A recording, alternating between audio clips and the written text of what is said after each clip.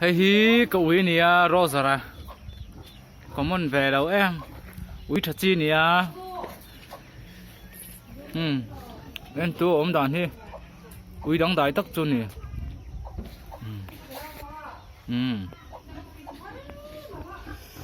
úi thật chi nè hi ấp phình anh em tu úi phình chi ấp phình gì hi tu na kan en chun zom dễ lắm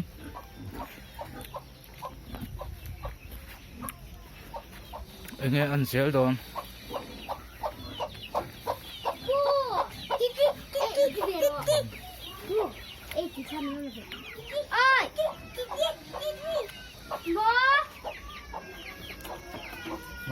hay cậu ấy rosa ra này rosa khá giống khá đăng đài đâu cái nào mình upload léo